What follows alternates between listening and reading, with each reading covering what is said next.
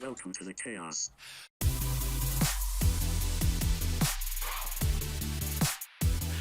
Yo, what up, everybody, and welcome back to the chaos. I'm here with my co-host, Danny J. Gomez. Michael Tableman's in the house as well. Hey. Is that me or is that you? No, I mean, it depends on what day you want to do it.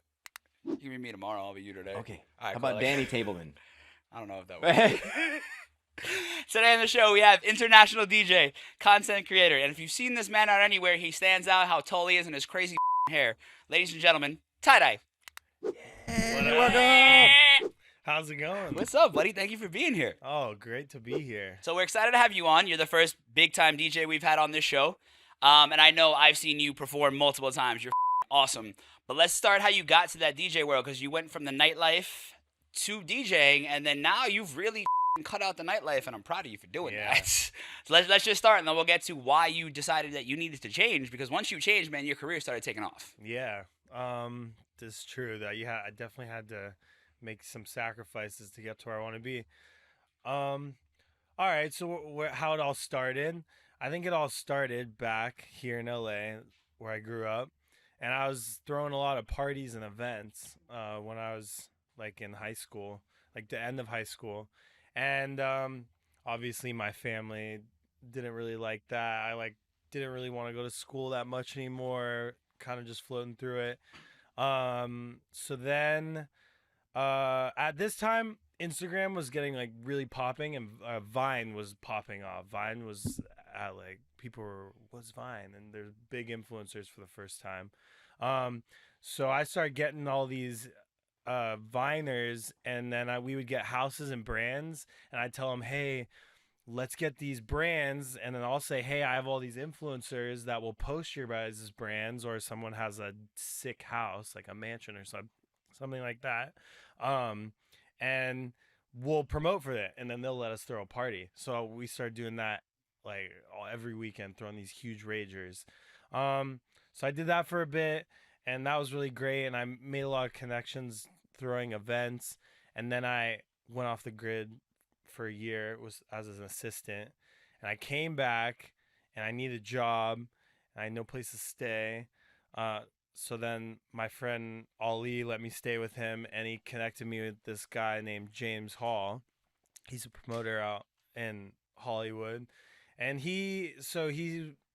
I went to a club, and he said, come out, bring a few girls, we'll have a good time. And I'm like, hell yeah. So I go out, we go to this club called Create, which is now called Academy. Oof. It pretty much the EDM club out in LA. We just got the shivers, dude. Create days. Triggers.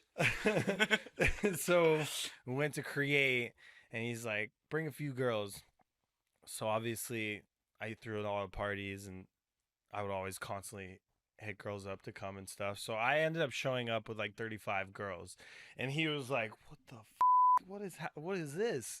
And then we went, and he told me, you get paid doing this stuff. And I was like, what do you mean I get paid? He's like, yeah, I'll pay you to bring girls out and work with me at the clubs. So I just like started doing that full time, working at all the clubs all over Hollywood, and that's when it went downhill. Yeah, right. So then I'm in this Hollywood life, drinking every night, was just honestly taxing, because you're catering to all these people, girls, clients, as a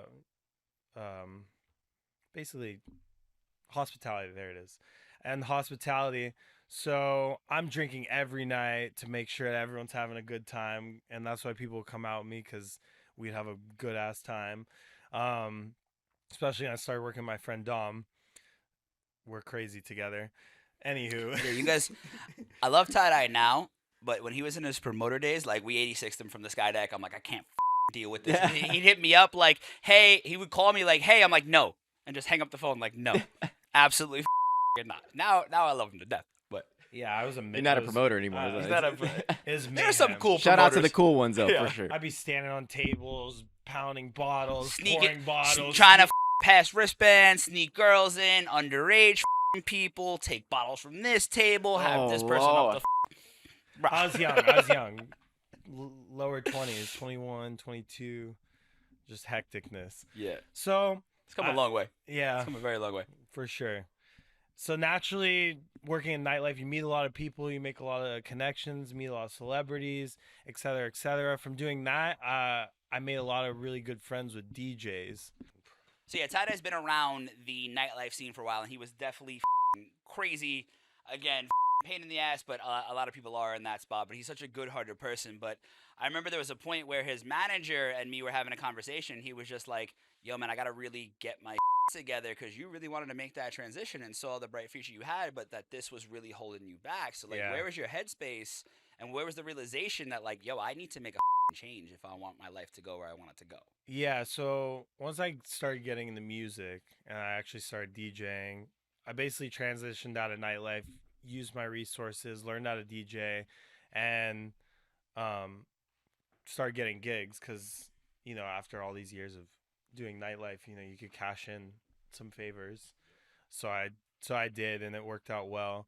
Um, but naturally, when you start DJing, it's even crazier than when you were just like a promoter.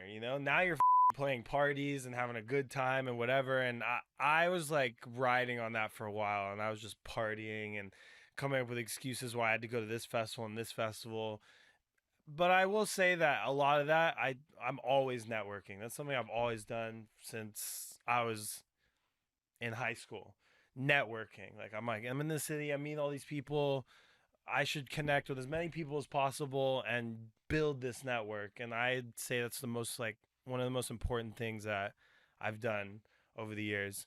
So I'm partying, and honestly, I was just on a sick one. I was drinking all the time, staying up super like for 2 days, just doing dumb shit, and I was forgot about the most important thing, which is focusing on my music and focusing on DJing and how I can push myself forward. And honestly, I noticed at one point that my manager AX, he was Love like that guy. thinking about dropping me and not helping me anymore, and I realized that, and it actually had just came around on the time when my uncle was in the hospital, and he was about to die. Um, and I was literally partying when they like called me and told me to come to the hospital. And it was that realization right there when I went to go meet up with my family, and I was like up, and I was like thinking to myself, what the are you doing, bro? Like this is what are you doing? What? So from that point on, I decided that I was just gonna go sober. I was just gonna be sober. I was gonna stop drinking. I was stop doing drugs and just do it for. Well, start was I was saying I was gonna drink for 90 days, and the reason I chose 90 days is it takes 90 days for the brain to fully clear from alcohol affecting you. And my friend told me that. He's a really wise guy. He's been sober for years. He's vegan. His name's Fabiano, and he's a genius. And he's been my mentor. He doesn't. He doesn't. He never went to school. He like taught himself everything. Taught himself to read. So he told me, "Hey, you want to be sober? It's easy. Okay, listen to me. When you look into yourself in the mirror every day, do you want to look at somebody that you know you could trust?" And I said, "I'm gonna be sober for 90 days." So I spoke that into existence. When you use your words and you speak something, that is a vibration, and that scientifically, Carries. when that leaves your mouth and you vibrate that, that goes across the universe, literally. So he said, when you look at yourself in the mirror, do you want to be do you want to look at like somebody that you can trust and that whatever they say is facts, or do you want to look at a liar? So I thought about that, and then I just stuck with that. And every time I was going to drink, I would just think about, well, I'm saying that I want to blow up with my career, I want to be successful. Well, if I drink before these 90 days, then none of that's going to happen because I can't do this thing, so none of that's going to be true. How long you been sober now on the drinking? Um, when I did that, I didn't drink for a year. Then I like drank for a little bit. I went to Florida. It was Gasparillo. I'd never done that before. I was on a boat. It was crazy, and I was like, it, "Dude, let's do this." And I just drank a bunch of tequila, and then I remembered how it feels to drink, so then I stopped drinking again. Did that for like another 9 months. And then my birthday is in October. I kind of find myself with the pattern of maybe like drinking a little bit on my birthday. What day is your birthday? October 3rd. Okay. Drinking a little bit on my birthday. Maybe some holiday drinks with like the fam and stuff. Because I There's love a difference from it being like you said, an issue that's stopping your career from progressing, and then it's socially with family for Yeah. events. Like if you can learn how to Balance find it. that line and balance it, it's okay to have a drink every once in a while. But like you said, like with the vibration and stuff like that, drinking really brings that down. Yeah. Oh, yeah. It really brings that vibration down. Yeah, so then on December, actually I think it's like a month. I was like, okay, I'm gonna do like not drinking again for usually probably till my birthday. So like for another 9-10 months. So how'd you see that translate into the DJ world? Because now you stop drinking, you start. I mean, I remember you and AX having a long conversation, Mm-hmm. and AX definitely put a lot of wisdom into you as well. Love that guy. You really turned it up. So Yeah. like you were in the studio, you got a crazy project that's out right now. Like, so let's get into your DJ career, man, because it's pretty cool watching you, man. I'm really proud of you. Yeah, I actually want to take it back to like when you started DJing, how you got into it, what you started with. You know, there's That's some people actually out there that want to know, like, That's Yeah. actually a good story, honestly. yeah, For starters, though, I have a music background. I played piano when I was a kid, and I know music theory, so that really has been an advantage for me. for sure. But one day I was in the club, I was promoting. I saw my manager AX. He's a man, and I knew that he had #1 studio in the country, honestly in the world. Top clients. It's really good. It's the dopest studio I ever. record there too. It's the fucking dopest awesome. Oh, yeah, studio yeah. ever. That's where I record as well. It's awesome. So I went to him. I was like, "Yo, bro, dude, will you manage me? I really want to DJ, and I think I'll really kill it. I think people enjoy my energy. What do you say?" And like shoot your shot, bro. Like, Right. Why not? you know, he's at like my table, and I always take care of him. And he said, "All right, well, do you know how to DJ?" And then I looked at him, and I was like, "No." But I can learn.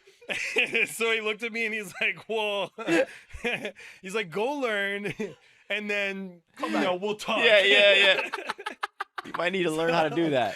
It's a big part of it. Yeah. It's a big part. So I hit up my boys. He's an artist named Mansior David. And then he kept actually telling me that he wanted to teach me how to DJ, because he's like, "Dude, you have the ear. I know you do, because I'm playing music and stuff on my phone, and just the music I like, the culture, the whole thing." He's like, "I know you'd be good at it. I'll teach you." So for my birthday, he picked me up, because he lived far. He lived super far as like in Inglewood or something. I wasn't trying to like Uber $60 all the way over there. So I just kept putting it off. So finally he was like, "I'll come pick you up, teach you, and I'll take you home." And I was like, "Okay, cool. I'm down." He's like, "And I'll do it twice." Cue the montage. So I go. He gives me the lesson the second. I swear it was almost like energetically like magic, bro. Because the second that he told me to like download some music or whatever, the second that we were on that decks and he started teaching me, I was like, just something went through me, and I was like, "Oh my God, this is the best thing I've ever done in my whole life. Like, holy shit." So, and I picked it up in like 30 minutes, and I started mixing, and I was getting the idea of it, and I was like, yeah. So then my neighbor below me, he had decks, so I kept practicing on his decks. And he blessed me with a bunch of music too, so I started practicing. I had all these music, and I started downloading more music, doing the thing. So then, I'd say this is a month later from when I first talked to AX and was like, "Yo, will you manage me?" So I come back to him. I'm like, "Yo, what's up, dude? So I know how to DJ. Will you manage me?" And then he's like, "All right, dope. How about you get a gig first, and then I'll come, and we'll talk again." So also, just to give you a reference, like I've been in the studio and Beyonce is next to me recording. Oh, Drake records there, and when you go in, it's like X has been a part of the studio for 20 years, helped put it together. And then there's all these crazy plaques on the wall from like there's Linkin a picture like Park. that was the last place Biggie was before he got shot. Wow. Like so, MGK AX did his is- whole yeah, album like there. so the studio's like yeah, it's just to give you that frame of mind, and he's asking somebody who's like been in the game on a very very high Right. level. Like that's a lot of balls. Yeah, he man. went straight to the Like, top. Yeah, like all right, I mean, shoot the shot. Shoot like, the it shot. worked out. And I kept shooting the shot too because I know he with me, you know, and we've been friends for a long time before I even asked him. So I didn't just ask him, like he was also like a good friend of mine, so he knew me well. So he's like, get a gig. I would say maybe 2-3 weeks went by.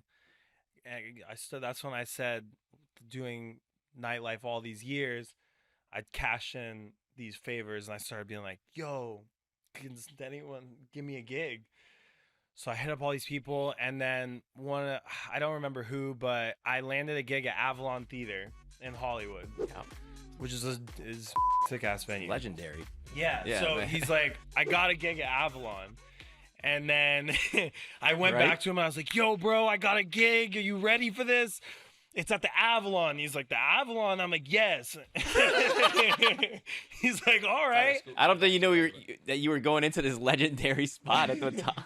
So I got a gig at the Avalon. And obviously I hit up everybody. I hit up all my friends, start posting flyer, the whole thing, practicing on my neighbors. And the gig came. And I think this is in September 21st, 2018. I still have the video. It's quite cool, but we'll get to that part. It's a Insert big video part of the here. Insert story. video here. It's a big part. So the gig in the night, bunch of people come. They all buy tickets. AX buys tickets, and they get there, and it's the night of the gig. So obviously I crushed it. I did its dope ass set. It was awesome. And then he said to me, "Oh, yo, we're all gonna go. What are you doing after this?" I was like, "Oh, I gotta go handle some stuff. But I'll hit you up in a little bit." So now it's to AX's point of view. Now I think I went home or something, or to a party. I don't know. I think it was Probably do a party. Yeah. probably a party. Probably a party. Post Avalon party. I don't know, something like that. And he's in the car, either on the way home or to a party. And before he even gets home, I already had a whole recap video the whole night made and finished. Insert video. The whole video done, whatever. And he looked at this and he's like, damn, he did a dope gig. And he's already has a recap video and I'm not even home yet. All right. So he's like, he hit me up and he's like, yo, come to the studio, let's talk. And then he told me that he'll manage me. And then from there, him and I together, we built this brand, TieDye. And I went and then I ended up just embodying my whole self. And that was something very strategic that him and I had to do, because he said, listen, I'm gonna move you in with me. I just want you to just focus on music. I don't want you to promote anymore. And I'm gonna I'll pay for your living, whatever, just so you can just put all your energy into this. Which was like everything. That was Fuck yeah, most that's important. That was like amazing. huge, because so then I slowly stopped promoting, but that was the hardest thing, because everybody that I knew for all the years that I've been in nightlife and doing this saw me as Josiah, the promoter. And I had to switch the narrative of what every single person in Hollywood, in the whole industry, knew me as, and take their mindset out of being a promoter to an artist. And that was really difficult to do, but we did it. And it started off by me telling everybody that my name was TieDye. I completely stopped introducing myself as Josiah. I was just like, yo, I'm TieDye, to everybody all the time. So How did that come about? I'm curious, like how you created that, the name, the name TieDye and the brand. the persona. Yeah. I was coming up with names. I was with my friends, and there was all these rules that he said. He said it couldn't be a certain amount of syllables. Shouldn't be this long. It can't be something that's easily searchable that would conflict. My friend Ali, and then so. And I think I looked down, and I actually still have the notes folder in my phone. There was like one that said Moxie. It was definitely all about the vibes. Like Moxie means like happy, high energy. I think happy face is on the list there. Like something that just embodied like how my personality was. And then I think I was wearing tie-dye. And I was like, dude, what about tie-dye? Yeah. And they were like, that's actually pretty good. Yeah. So we ran with that, and actually when I first started it, and I did the gig too, and I wore tie-dye first, so I will always wear like a tie-dye headband or a sweatshirt or your shirt. hair. Not the hair yet. I got a gig at this festival called Life is Beautiful. I think like 3 months or so after I started DJing, I got that gig, and then I was thinking to myself, man, like what can I do that will stand out? Like, you know, where people, they'll see me and they'll never forget. Cause I was thinking to myself, I don't think me wearing tie-dye is enough. They can forget that. So I went to X and I'm like, yo, I'm gonna tie-dye my hair. Like, I'm making a bunch of colors. Nobody's gonna forget that. And it turned out fire, and then it worked out great, and then I never stopped doing it since. So hold on, let's back this up. Within a 3-month span, you get one of the biggest managers in the game to manage you. First Move you into a house. First show. First show is at a legendary club, and then you play Life is Beautiful is a very big iconic festival in Vegas. Like, it's not some little rinky-dink Yeah. So, like, there's other people that are listening to this that have been DJing for years. Like, yo, man, this guy. Yeah. Like, yo, he's awesome, but, like, yo, this guy. Yo, like, but honestly, like, they might say, if they did say that, like, this didn't happen for no reason. Like, I was a slave to the industry, helping people, bending over backwards, drinking every night, getting up,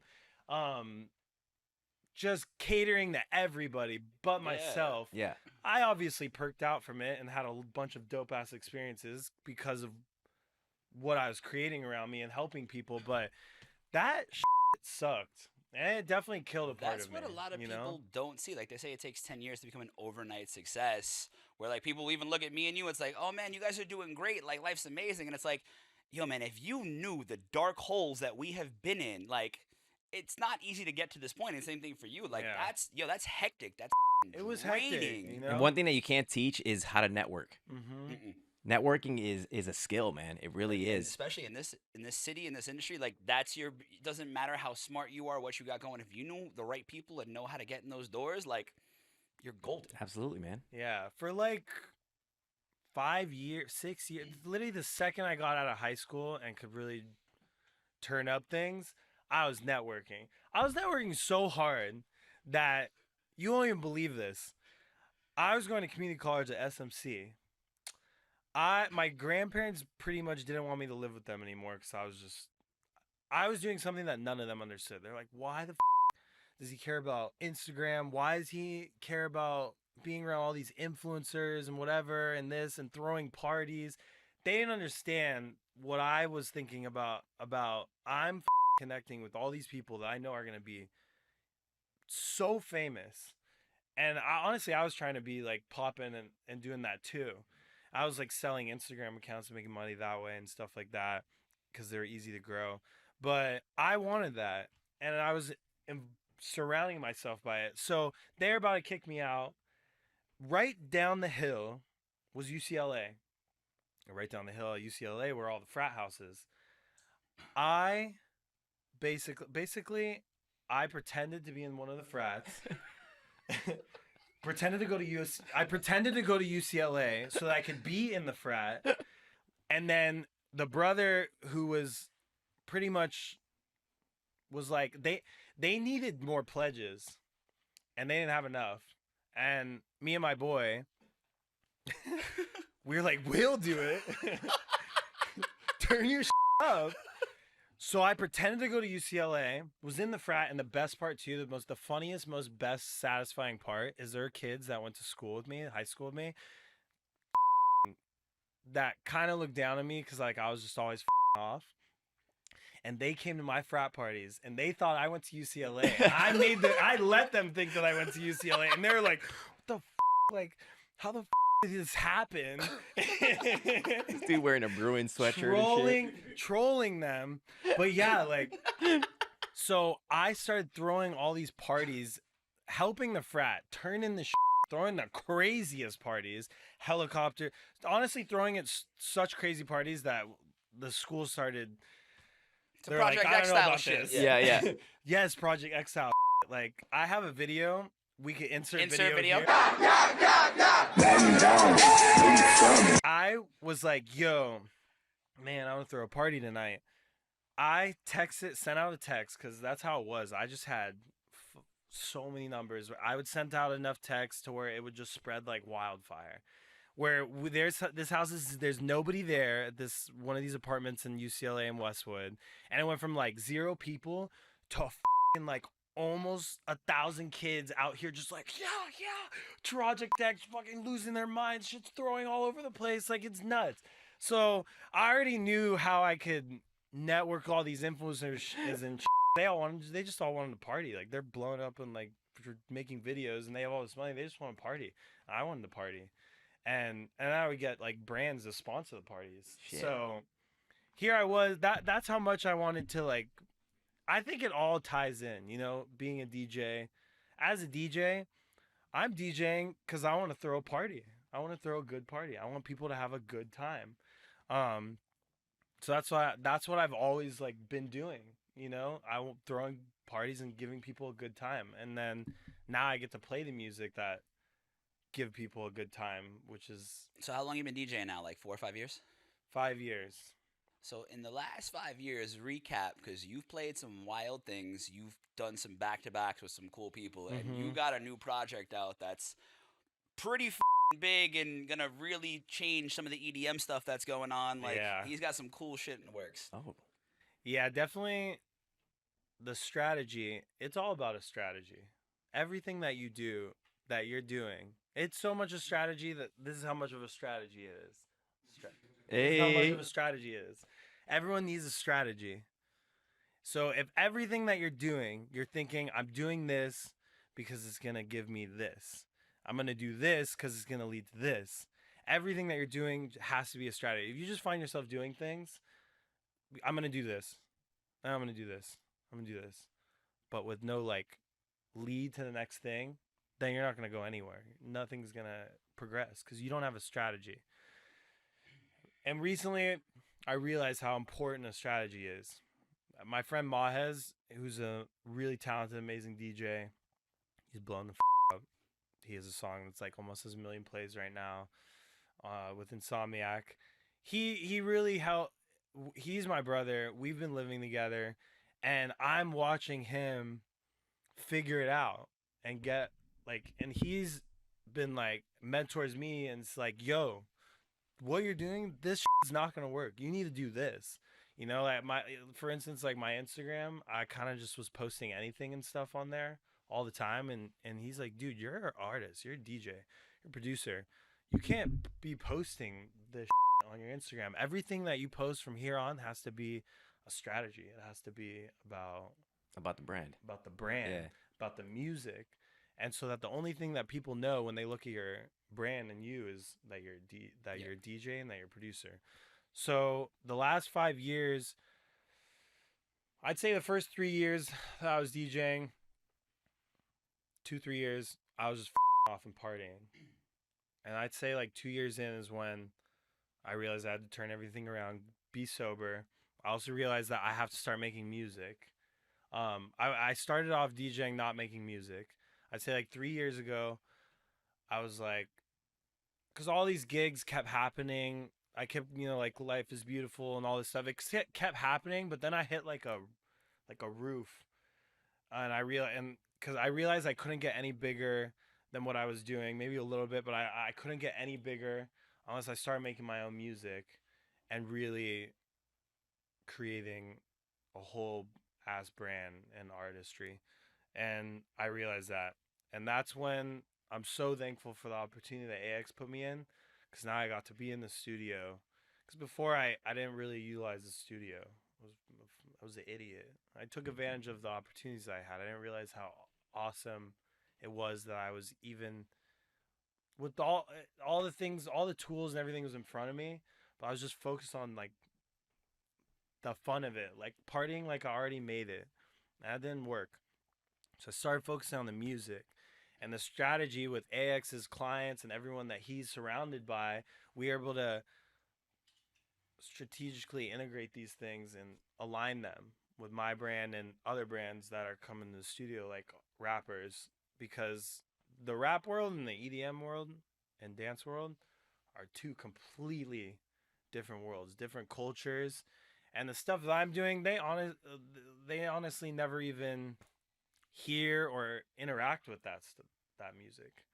So that's when the strategy started coming in. AX and I were like, we need to integrate this world and your world. And so we started doing that, which leads to where we're at right now.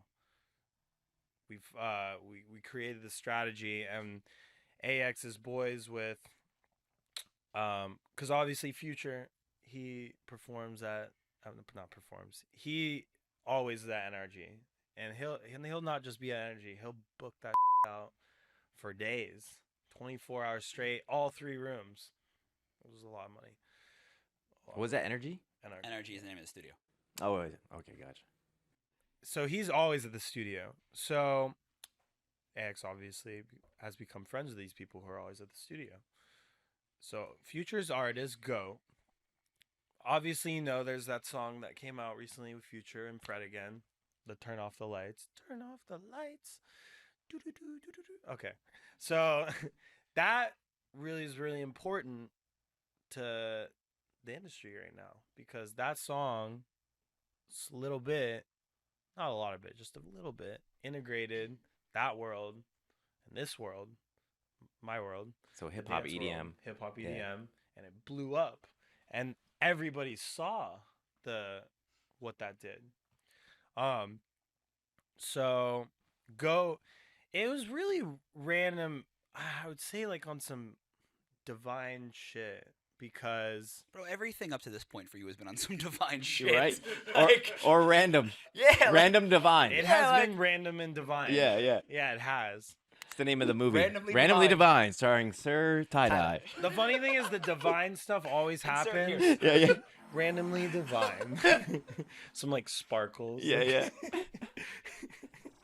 UFO going past. It's gonna be way too much work.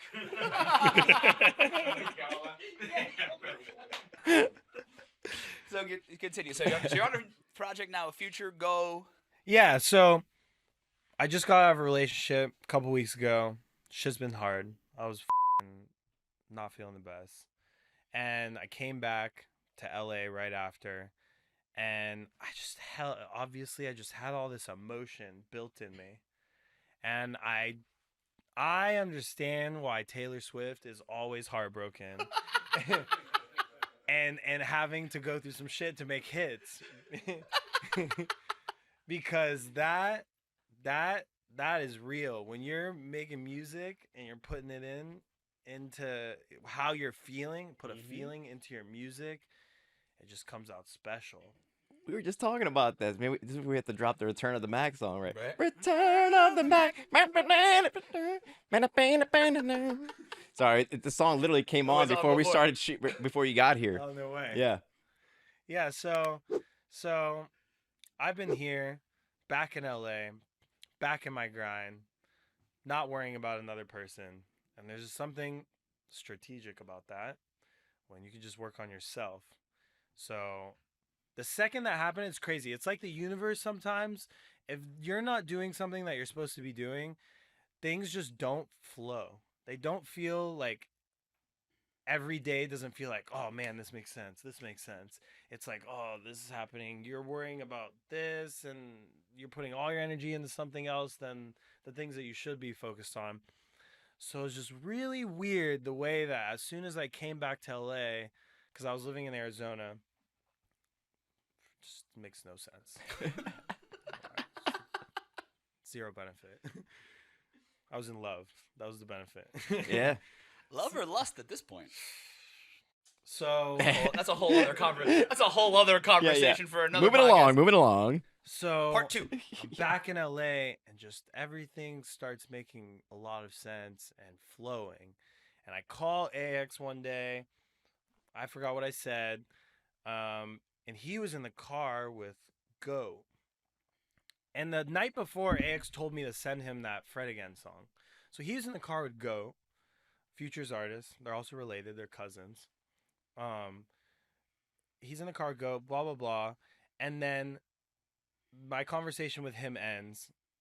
And then the Fred Again song comes on with Goats in the car. And he says, oh, man, this that EDM shit. And he's like, I need this. And he's like, really? Well, it's funny that you... He's like, yeah, man, I need some people that could do that.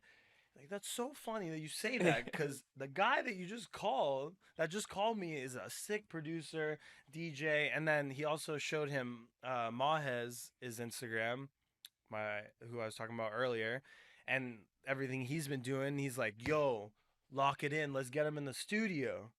So... strategically, randomly defined. Yes. The reason why I say it's randomly and strategically, it's just like that I happen Can I touch you? I need to get some of that. I need to get some of that mojo. Everybody step on in and spread it around on the chaos side. Oh. Bless all the cameras, too. Right?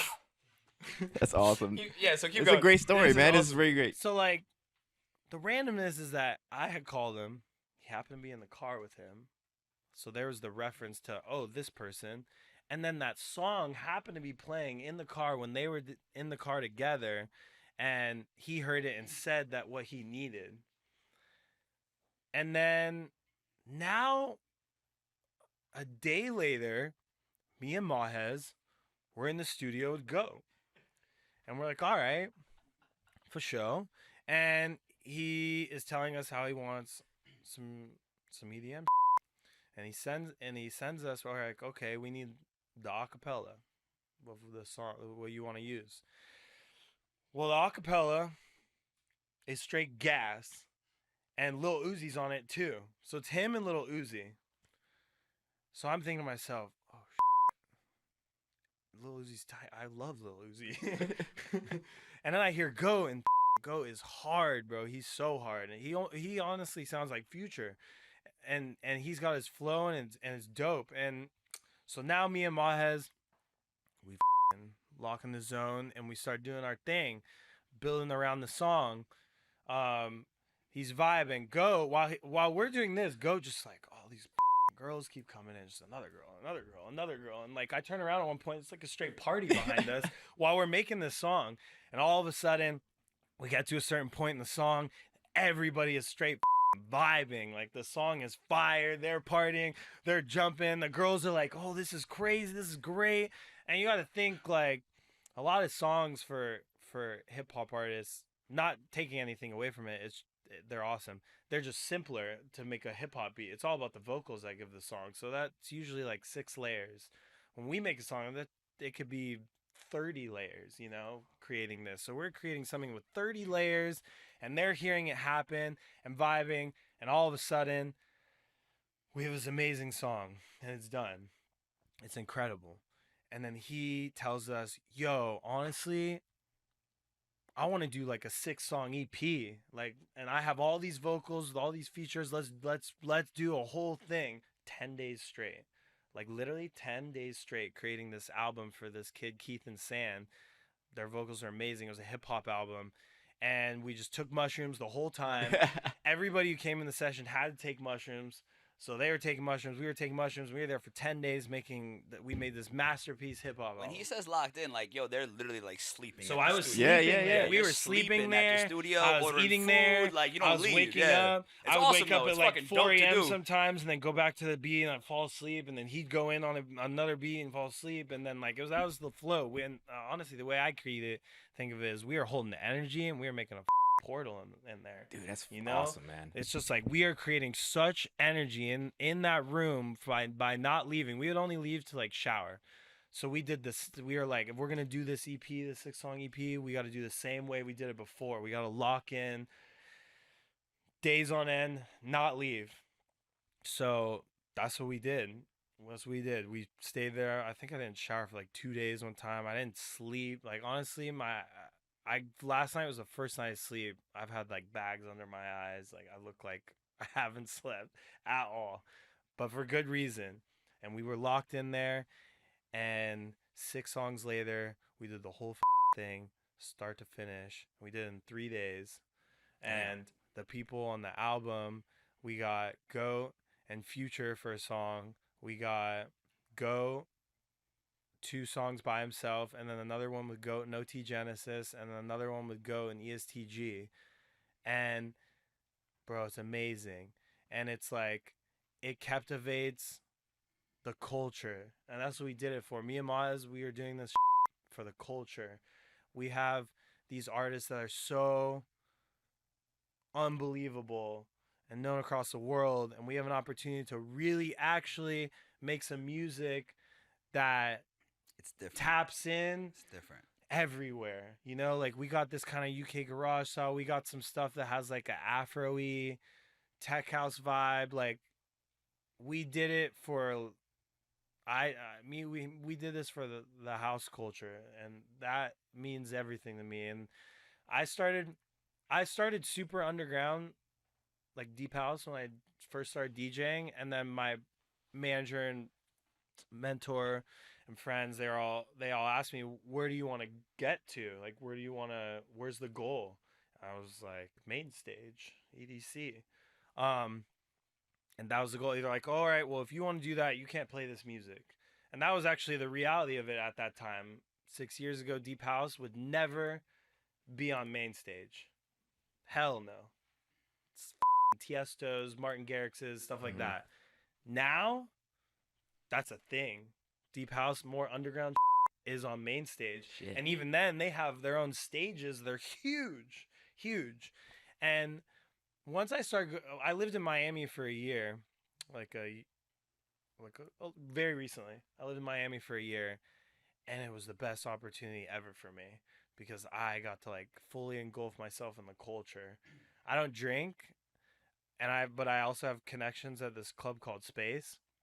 It's insane. It never closes. It just doesn't close. It's fucking degenerate. Yeah. It'll literally, a DJ will play for 2 days straight. Yeah. Shit. During Music Week and Art Basel, it'll open on Thursday and it will close sometimes on Sunday. Tuesday. It never closes. What? And the DJs, they just hop on at any time during Music Week and they get on and they do sets. And the best artists in the world, the best, most talented DJs ever, ripping 8-hour, 10-hour, 2 days, 12-hour, crazy sets. Shit. Crazy sets. It's one of those things that you get there, like we'll be there till like 5 in the morning and go home and sleep for like 4 hours and come back at 10 a.m. Get breakfast and come right back. Yeah, like I would not go out, sleep, wake up at 5 a.m. and walk across the street and go to Space because I lived across the street, and I was, for like the whole time I was in Miami, almost every weekend, apart from when I was grinding, I was in the DJ booth watching all of these guys come and do their shit for hours or 8 hours or whatever, and just watch them. I was just sitting there and I was just studying everything that they were doing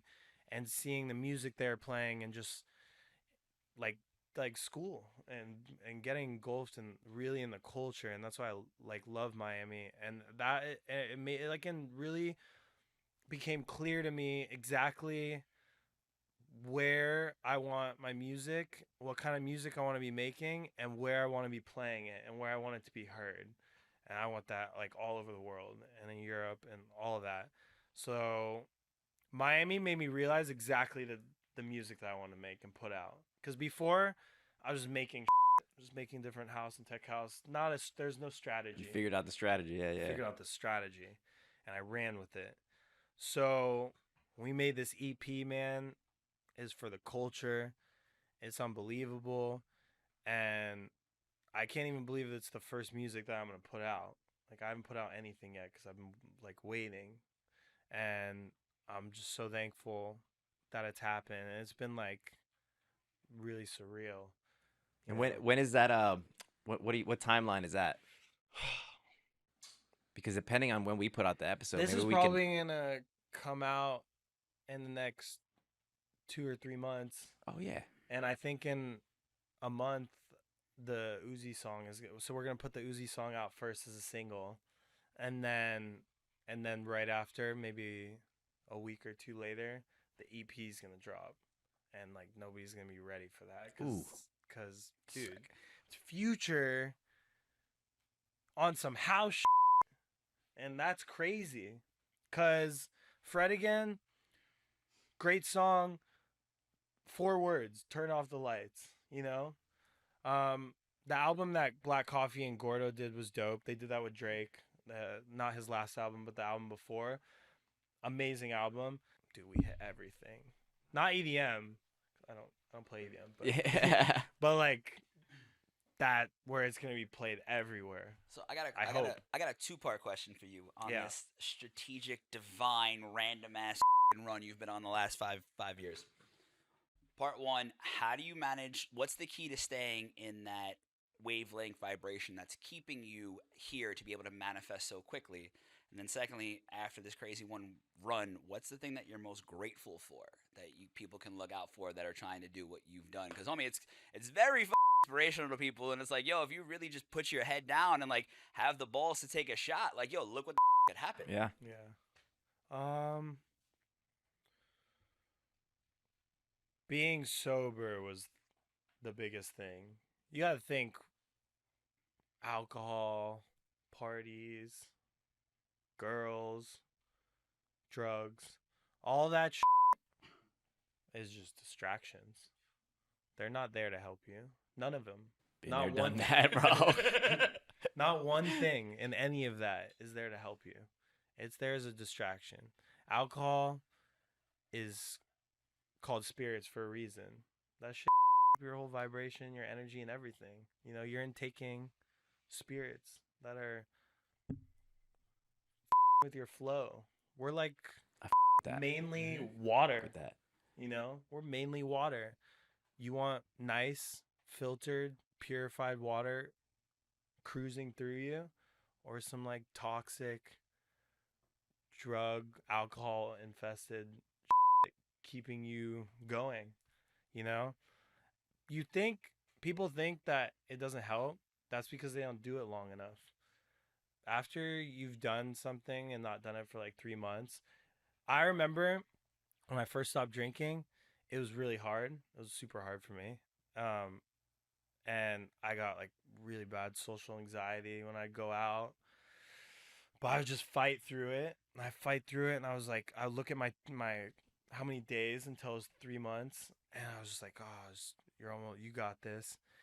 I swear to you, it's the weirdest thing on the planet. Like the day before 30 days, like 2 days or so before 30 days or 90 days, it's like my brain switched. I was super social when I was out. I had no anxiety. I was talking to people. People thought I was up all the time, but I wasn't. I was sober. And it just like something literally like clicked in my brain. And I literally felt the change at 90 days. And It's like your body and the universe finally connected. Yeah. dude, it's something special. And when you think about it, there's a very, very, very tiny percent of people in the whole world that can do that, not drink. Like, you ask any person, when's the last time you drank?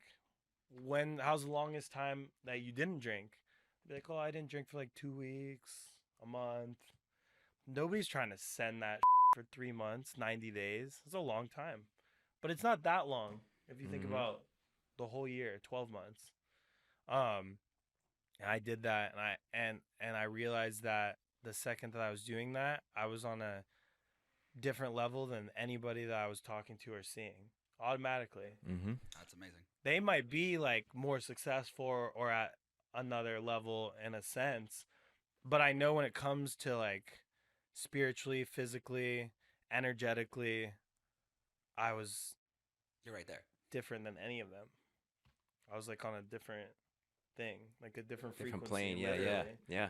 You know, we're all like vibrating. You know, there's people who get really up and stuff like that, and they're moving at like a really low vibration, literally. And there's people who are pretty healthy, moving at this frequency, staying on it. And then there's people that are just like not doing any of it.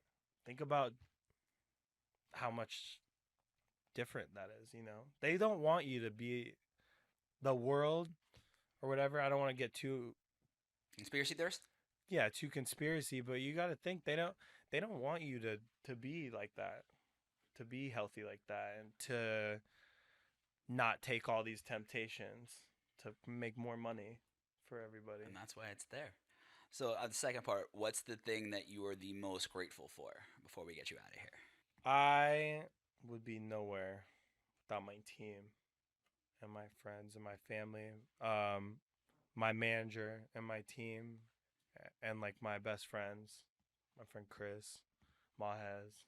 I mean, honestly, I'm not gonna list names.